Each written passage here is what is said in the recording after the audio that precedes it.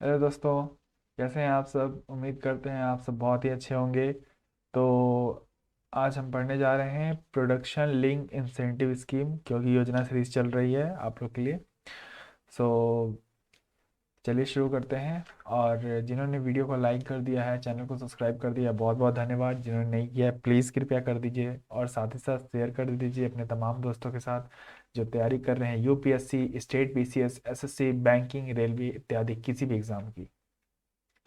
तो चलिए शुरू करते हैं अपना आज का योजना। ठीक है, that is production linked incentive scheme. ठीक है, मोदी जी द्वारा चलाया गया है। चलिए देखते हैं क्या है इसमें। तो सबसे पहले ये देखिए, जीएस पेपर 3 से आएगा। ठीक है, टॉपिक्स करेगा effects of liberalization on the economy, changes in industry policy and their effective in industrial growth. ठीक है, तो कॉन्टेक्स्ट की बात कर लेते हैं कि न्यूज़ में प्रोडक्शन लिंक इंसेंटिव क्यों चल रहा है। तो मिनिस्ट्री ऑफ टेक्सटाइल जो है, उसने आवेदन जो जमा करना था पीएलआई स्कीम का, उसका डेट बढ़ा दिया गया है। पहले ये डेट 31 जनवरी 2022 तक था, अब इसे बढ़ा के 28 फरवरी 2022 तक का कर दिया गया है। तो न्यूज़ में अभी यही चल रहा है, और अभी हम लोग जानते हैं कि पीएलआई स्कीम क्या है। ठीक है, तो पीएलआई स्कीम देखिए क्या है। पीएलआई स्कीम गवर्नमेंट ने रिसेंटली अनाउंस किया, इंडियन गवर्नमेंट ने। क्यों अनाउंसमेंट किया? क्योंकि वो सेक्टर्स को बढ़ावा देना चाहते थे। किस किस सेक्टर को बढ़ावा देना चाहते थे? जैसे mobile phones, pharma products, medicals, equipment sectors, इनमें क्या करना चाहते थे? बढ़ावा दें। इससे मतलब क्या होता है कि प्रोडक्शन लिंक इंसेंटिव, मतलब जितना प्रोडक्शन करोगे उतना इंसेंटिव मिलेगा। ठीक है, ये 1 अप्रैल को आया था। मुझे ईयर पता नहीं, याद नहीं आ रहा मेरे को ईयर भी, और ना मैंने मेंशन किया, सॉरी। सो 1 अप्रैल से ये लागू हो गया था। और ये किसका पार्ट था? ये पार्ट था नेशनल पॉलिसी ऑन इलेक्ट्रॉनिक्स के ऊपर। ठीक है, और इसका पर्पस था कि हम फाइनेंशियल इंसेंटिव दे पाए। जैसा कि मैंने आपको बताया कि एक वित्तीय सहायता की बात करी करी जा रही है यहाँ पे, ताकि हम बूस्ट कर सकें डोमेस्टिक मैन्युफैक्चरिंग को। किसमें? और लार्ज इन्वेस्टमेंट अट्रैक्ट कर सकें किसमें? इलेक्ट्रॉनिक्स वैल्यू चेन को। ऐसा क्यों है? देखो, आज आप जिस लैपटॉप पे पढ़ रहे हो, फ़ोन पे पढ़ रहे हो, क्या वो इंडिया में बना है? नहीं बना है। क्यों?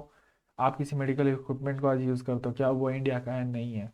वो सब बाहर से इम्पोर्टेड है, और वो काफ़ी कॉस्टली रहता है, और उसे इम्पोर्ट कर दिए गवर्नमेंट। ठीक है, उसके बाद आप तक वो महंगा पहुंचता है। तो इससे क्या होता है कि हमारे इकोनॉमी में जो फ़ायदा मिलना चाहिए, उससे के कंपैरिजन में आप दूसरे के इकोनॉमी को फ़ायदा देते हैं। तो इसे, और इलेक्ट्रॉनिक्स तो आजकल एकदम डिजिटल इंडिया मिशन से वगैरह चल रहा है, तो इलेक्ट्रॉनिक्स एक बेसिक नीड बन गया है आजकल, कि आपको फ़ोन रखना या लैपटॉप या ऐसा कुछ रखना। लैपटॉप तो मैं नहीं बोल सकता, बट फ़ोन रखना तो एकदम बिल्कुल कंपलसरी टाइप सा हो गया है, अगर आप कहीं पे भी हैं, क्योंकि अभी ऑनलाइन एजुकेशन चल रहा है। तो वही बात है कि आपको समझना पड़ेगा कि क्यों इसको लाया गया। हर चीज़ का पर्पस होता है। तो की फीचर्स की बात कर लेते हैं कि जो इसके की फीचर्स निकल के आ रहे हैं, वो क्या आ रहे हैं कि प्रमोट कर सकता है, प्रमोट करेगा प्रोडक्शन को high valuable manmade fabric, garments, textile को। तो ये किसको किसको प्रमोट करेगा प्रोडक्शन में? हाई वैल्यूएबल मैनमेड फाइबर, जो मैनमेड फाइबर होगा उसको। ठीक है, गारमेंट्स को, टेक्स टेक्निकल टेक्सटाइल को।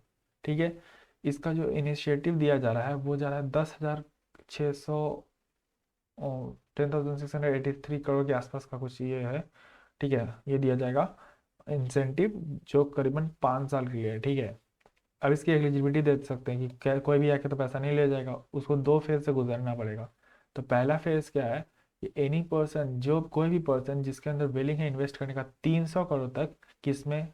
प्लांट में, मशीन में, इक्विपमेंट्स में, या सिविल वर्कर्स में, जो लैंड को एक्सक्लूडेड है, या एडमिनिस्ट्रेटिव बिल्डिंग कॉस्ट, वो भी इन्वेस्ट करना 300 करोड़। किस में करना है? ये सब में। ये जैसे प्लांट हो गया, मशीनरी, तो प्लांट मशीनरी किस चीज़ पे लगाएगा? क्यों? एक प्रोडक्ट पे लगाएगा। तो जो प्रोडक्ट होगा वो क्या होना चाहिए, मैन मेड फैब्रिक होना चाहिए, फाइबर होना चाहिए यानी फैब्रिक्स या गारमेंट्स होना चाहिए, या फिर products of technical textiles only eligible हैं इस स्कीम के लिए। ठीक है। और सेकंड में बात की जाए तो जो इन्वेस्टर जो पैसा लगाना चाहते हैं इसी स्कीम से रिलेटेड, तो उस उनको मतलब उस मिनिमम 100 करोड़ लगा सकते हैं, मतलब वो दूसरे को भी मतलब ये कर सकते हैं, इंसेंटिव दे सकते हैं। बट उनका केस क्या है, क्योंकि अगर पहला वाला केस वो कवर करेंगे, अगर वो पहला केस को कवर नहीं करते हैं तो वो एलिजिबल नहीं होंगे सेकेंड फेज के लिए। ठीक है। थोड़ा अभी धीरे बोल रहा हूँ और मे भी आपको लग रहा होगा कि मैं थोड़ा सो के पढ़ाता हूँ, ऐसा नहीं है यार। एक्चुअली अभी रात का टाइम है और रात के अभी 11 बज रहे हैं। ठीक है। और मैं इसे कल अपलोड करने वाला हूँ, तो अभी 11 बजे रात को तो चिल्ला के पढ़ूंगा तो उधर से आ जाएंगे वो लोग, बोलेंगे कि क्या चिल्ला रहे हो रात को। तो वेल, आप जा रहे हो ना, नहीं तो ऐसे सामने वाला तो पागल कह देगा मेरे को। चलो ठीक है। चलो आगे इसमें देखते हैं कि इसका जो आपको लार्ज इलेक्ट्रॉनिक्स में क्या है, जैसे मैंने इंसेंटिव के बारे में बता दिया है या कि 4 से 6% का इंक्रीमेंटल सेल्स होना चाहिए आपका। उसके बाद टारगेट सेगमेंट जैसे मोबाइल फोन्स को लिया जा रहा है, स्पेसिफिक इलेक्ट्रॉनिक कंपोनेंट्स को। एलिजिबिलिटी भी मैंने बता ही दी कि इन्वेस्टर की क्या एलिजिबिलिटी है, मैन्युफैक्चरर के लेवल पे बात की जाए तो उसकी क्या एलिजिबिलिटी है। टेन्योर ऑफ द स्कीम को बता दिया कि टेन्योर अभी जैसे 19-20 का चल रहा है टेन्योर, उसके बाद अभी इसको दोबारा में भी करेगा ही आगे, क्योंकि अभी कोरोना से इकोनॉमी उठी है तो में भी इसकी जरूरत तो और भी पड़ेगी ही। ठीक है। तो अब इससे लाभ क्या हो गया, ठीक है, फीचर्स तो पता चल गया, मीनिंग भी पता चल गया, सब कुछ पता चल गया। ठीक है। अब इसके लाभ क्या है ये देखो। ठीक है। इसके लाभ ये हैं कि ये इंक्रीज करेगा एम्प्लॉयमेंट को। अच्छा भाई, कैसे इंक्रीज करेगा एम्प्लॉयमेंट को, जब 19,000 करोड़ का ये निवेश खींचेगा सबसे पहले मार्केट से। ठीक। उसके बाद जो 3 लाख को रोजगार मिल रहा है एडिशनल, उस वो बढ़ के कितना चला जाएगा, 7.5 लाख तक जॉब अपॉर्चुनिटी इन सेवरल, उससे भी ज़्यादा भी मे भी एक्सपेक्टेड हो सकता है। ठीक है।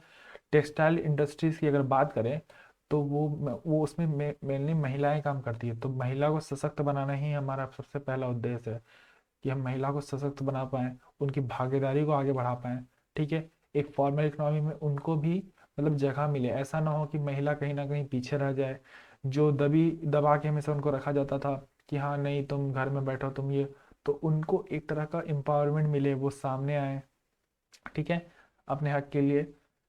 उसके बाद प्रायोरिटी मिलेगा बैकवर्ड एरियाज में। अब बैकवर्ड एरियाज यहाँ पे क्या है, जैसे मान के चलो कि इन्वेस्ट करते हैं एस्पिरेशनल डिस्ट्रिक्ट, आपको जानना होगा कि एस्पिरेशनल डिस्ट्रिक्ट क्या होता है, जाके इस पर रिसर्च कीजिए।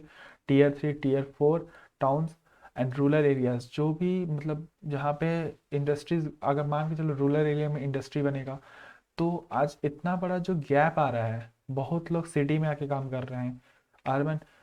एक मैं बात आपसे शेयर करना चाहता हूँ, इसे प्लीज़ पॉलिटिकल मत बनाइएगा, क्योंकि मैं भी पॉलिटिकल बना देते हैं लोग यहाँ कमेंट बॉक्स में, तो पॉलिटिकल मत बनाइएगा। ठीक है। अभी देखिए आपको पता है कि 75% या 70% के उस आसपास कुछ हरियाणा में रिजर्वेशन देने की बात हो रही है। ठीक है। तो रिजर्वेशन देने की बात हो रही है, तो अगर हम सही ढंग से, अगर हम क्या करेंगे सही ढंग से, अगर हम बैक ये लेके आते हैं, रोजगार लेके आते हैं, तो क्या इसकी ज़रूरत पड़ेगी, नहीं पड़ेगी। क्यों नहीं पड़ेगी, क्योंकि अगर हम ऐसा करेंगे, अगर हम अर्बन सिटीज़ को ही डेवलप करने में बस रहे जाएंगे, अगर हरियाणा में भी अगर देखा जाए तो रूरल्स एरिया को डेवलप कीजिए, अगर लोग रूरल्स एरिया को ही डेवलप करना शुरू कर दें ना, तो कोई अर्बन की तरफ आएगा ही नहीं, उसको वहीं रोजगार मिलेगा, वो अपने घर छोड़ के क्यों आएगा यहाँ पे। तो कहीं ना कहीं ये सब चीज़ पे काम करना चाहिए, ना कि रिजर्वेशन देना चाहिए। ये मेरा पर्सनल ओपिनियन है, प्लीज़ इसे पॉलिटिकल मत बनाइएगा। ठीक है। कि आप मतलब आप इसको सपोर्ट करते हो या इसको सपोर्ट करते हो, क्योंकि ये मैं ये नहीं बोल रहा मैं किसको सपोर्ट करता हूँ। ठीक है। मैं ये बोल रहा हूँ क्योंकि आप यूपीएससी दे रहे हो। ठीक है। आपको नेता नहीं बनना, आपको यूपीएससी देने समय ना आपकी थिंकिंग लेवल क्या है ना, वो कॉप एग्जामिनर चेक करता है, ये नहीं चेक करता कि आप किस पॉलिटिकल पार्टी को सपोर्ट करते हो। ठीक है। तो इस ये स्कीम से क्या होगा, एक पॉजिटिवली इम्पैक्ट आएगा, किसके ऊपर आएगा, गुजरात के ऊपर आएगा, जैसे यूपी, महाराष्ट्र, तमिलनाडु, पंजाब, आंध्र प्रदेश, तेलंगाना, उड़ीसा। तो ऐसा क्या होगा, ऐसे ऐसे क्षेत्र में अगर काम होगा तो क्या होगा, ये आगे ही ना बढ़ेंगे और इससे इंडिया को फायदा होगा। तो चलिए एक मेंस का क्वेश्चन भी दे देता हूँ की तरफ से, मेंस बाबा की तरफ से। तो ये क्वेश्चन है कि what is the production link incentive scheme, आपको बताना है इलेक्ट्रॉनिक्स मैन्युफैक्चर में, डिस्कस कीजिए।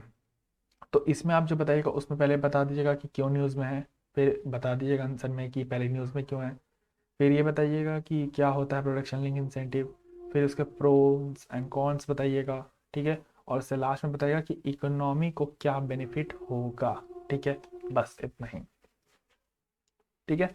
आपका आंसर खत्म। इसको कम से कम कोशिश कीजिएगा कि 250 वर्ड्स में लिखिए, क्योंकि इससे अगर कम में भी आएगा आपको लिखने तो आप एटलीस्ट इतने तो जानोगे ना, ठीक है। तो अगर वीडियो अगर अच्छा लगा है तो please like and share subscribe कीजिए। मैं आप लोग के लिए बहुत मेहनत कर रहा हूँ और ऐसे ही करूँगा, क्योंकि मुझे अच्छा लगता है कि आप लोग देखते हो, आप लोग सपोर्ट करते हो, तो एक मोटिवेशन आप ही लोग हो मेरे। तो अगर सब्सक्राइब नहीं करोगे, आप वीडियोस को लाइक नहीं करोगे ना, तो फिर मेरी मोटिवेशन कहीं ना कहीं कम हो जाएगी। तो प्लीज़ सपोर्ट कीजिए और शेयर कीजिए अपने दोस्तों के साथ, ठीक है। तो आज मैंने प्रोडक्शन लिंक इंसेंटिव बता दिया, फिर से मैं एक बार रिकैप कर देता हूँ आपके लिए। प्रोडक्शन लिंक इंसेंटिव पढ़ाया है मैंने आज, ठीक है।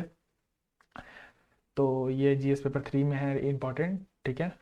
और इसमें देखा इसका डेट बढ़ गया, इसलिए ये न्यूज़ में भी चल रहा है कि इसका डेट 28 फरवरी 2022 तक के लिए बढ़ा दिया गया है। उसके बाद अगर इसका बात करें आपका ये क्या होता है उसके बारे में मैंने बता दिया कि जो जितना प्रोडक्शन करेगा उतना इंसेंटिव मिलेगा। तो अभी मेनली किस सेक्टर को बूस्टअप करने की बात की गई है, वैसे सेक्टर जैसे इलेक्ट्रॉनिक्स गैजेट्स हो गए हैं आपका, उसके बाद मेडिकल इक्विपमेंट्स हो गया, या फिर टेक्निकल टेक्सटाइल गारमेंट्स, ठीक है। बोलते हैं ना स्वदेशी अपनाओ, तो स्वदेशी कब अपनाएगा भाई, स्वदेशी कब अपनाएगा बताओ, जब तक अगर प्रोडक्शन नहीं होगा तो क्या स्वदेशी अपना पाएगा लोग। तो उस तरह की क्वालिटी प्रोवाइड कर सकें हम लोग, इसलिए क्या गवर्नमेंट इसको बूस्टअप करना चाहती है, क्योंकि आत्मनिर्भर भारत बनना मोदी जी का सिर्फ एम है, आत्मनिर्भर भारत बनना, सेल्फ रिलायंट बनना। क्योंकि हम लोग का बहुत ज़्यादा इम्पोर्ट है, in comparison of other countries में इम्पोर्ट हम लोग का बहुत ज़्यादा है, ठीक है। तो उसे कम करना है, बाकी अपनी इकोनॉमी और अपना कंट्री बेस्ट है, ठीक है। तो मैंने बता दिया कि कौन एलिजिबिलिटी है, देख लीजिए, क्योंकि आप हो सकता है या आपको एग्जाम में ये भी लिखिएगा तो काफ़ी इफेक्टिव बन सकता है कि आपको बहुत ज़्यादा डीप नॉलेज है। इसका रिजल्ट क्या होगा, मेनली ये इंपॉर्टेंट है कि इसका बेनिफिट क्या मिलेगा, ये तो बिल्कुल इम्पॉर्टेंट, इसको मैं लिख देता हूँ कि ये इम्पॉर्टेंट है, ठीक है बच्चों।